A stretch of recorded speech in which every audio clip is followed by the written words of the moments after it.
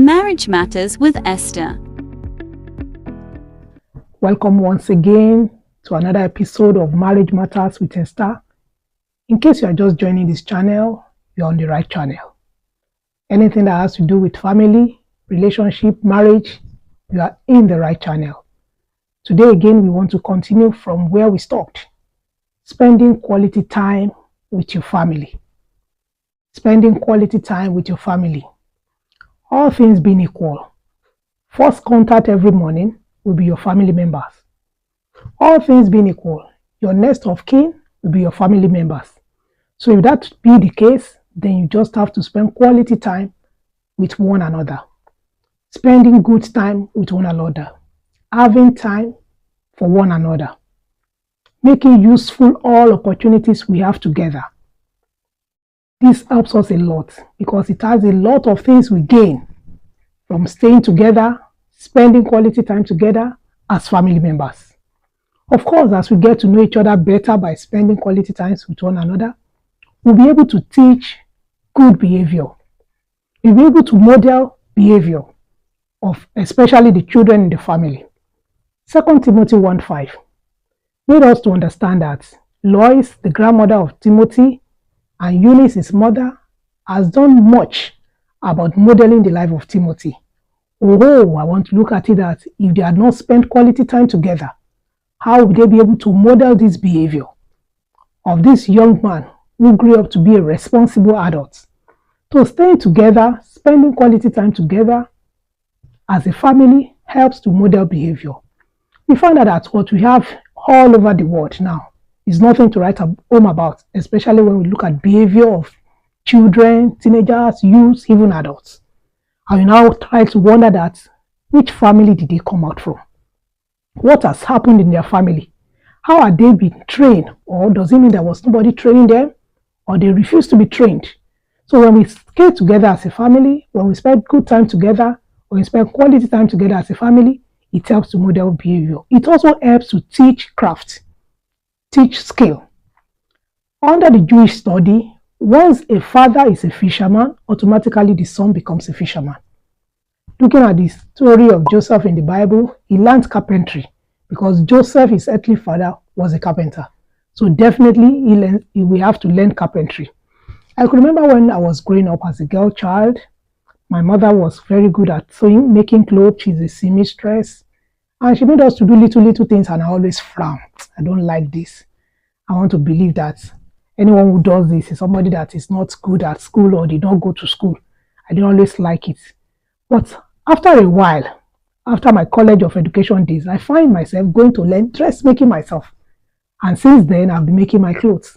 So I look at it that it's a good one. So when we stay together as a family, we can teach what we know to our children. It may be dressmaking, like I've said. It may be cooking. We found out that there's a problem now because most of the ladies that are married hardly can cook well. Everybody orders food. Oh, it may not work in marriage for you to order food when you get to be a couple. So as parents, when you stay together, it may be that it's the father of the house that knows how to cook better. It's not impossible and it's not a taboo.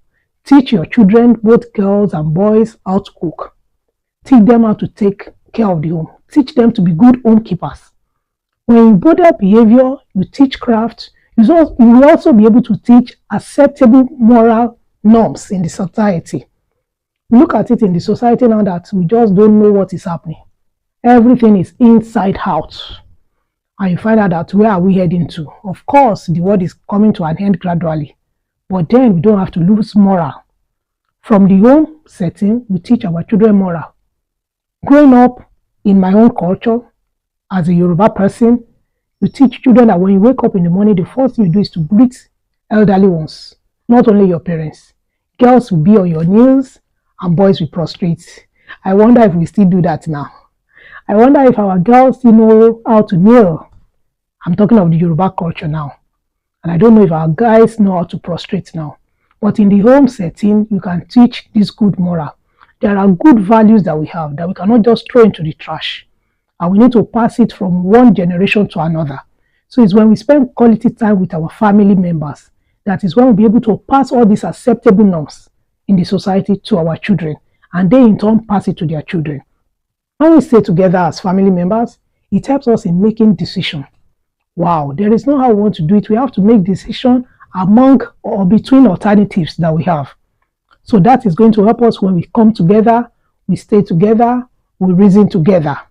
Not that the father has gone, the mother has gone, we are left in the hands of those that are caregivers, and we will not be able to make good decisions as a family. We come together, we make decisions.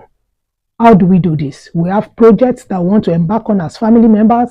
It's when we come together, that is when we can decide. We have short-term projects, we have long-term projects. How do we go about it? Looking at the available resources we have in the family. Which comes first? How do we go about doing this? How do we let this go for a while, or probably let it go, except a miracle happens? So staying together as a family, spending quality time together as a family is not what we can just feel that it's not necessary. It's very necessary that we stay together as family members, spend quality time together. It will help us to do so many things together, and it keeps our family moving. A family that stays together, a family that is connected together, no matter how old the family members will be, no matter where they are in the world, they will still get into contact with one another. They will still want to be intact. They will still want to be together. Even in the spirit, they will be together if they are physically apart. I just pray that God will help us so that we can have time. Out of no time, let's create time to spend quality time with our family members. It's a matter of everybody enjoys the dividend of spending quality time together. If we spend quality time together as family members, it is not only useful for the father, neither is it only useful for the mother, but it's only an advantage to the children. No, we all benefit from spending quality time together. I just pray God will help us.